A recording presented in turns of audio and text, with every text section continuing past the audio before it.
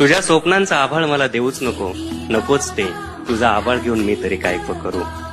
माझं स्फोट मला जड झालंय, सांग ना तुझं पोट कुठून भरू. माझं स्फोट मला जड झालंय, सांग ना तुझं पोट कुठून भरू. तो चंद्र, तो सूर्य, ती लुकलुकणारी तारे, यांचं कधीच भ्रमण नसतं माझ्या जीवनाच्या आभाळात. माझं जीवन म्हणजे नुसतंच अंधाराला वाहिलेलं, सरणावर लाकडं कमी पडलेत म्हणून थोडंसं जळायचं राहिलेलं. रात्रीच पावसाची पहिली सर कोसळली, आईनं सारवलेल्या भुईचे पोपडे निघालेत. कारव्यांच्या कुडांवरची माती सुद्धा ओली होऊन सकाळपर्यंत गळून जाईल. माझं घरटं भर पावसानं जळून जाईल. तू म्हणशील हा अजूनही थोडा वेडा, थोडा खुळा आहे. तू म्हणशील हा अजूनही थोडा वेडा, थोडा खुळा आहे. पावसानं कुठं घर जळतात का? पण जळतात झोपड्या, हे तुला पटणार नाही.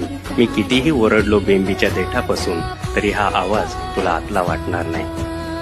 म्हणून तू समज कर अथवा गैरसमज कर. म्हणून तू समज कर अथवा गैरसमज कर. तुझ्या स्वप्नांचा आभाळ मला देऊच नको, नकोच ते, पेलावणारच नाही. तुझ्या स्वप्नांचा आभाळ मला देऊच नको, नकोच ते पेलावणारच नाही. त्यापेक्षा ते एखाद्या उंच झाडावरती टांग. त्यापेक्षा ते एखाद्या उंच झाडावरती टांग.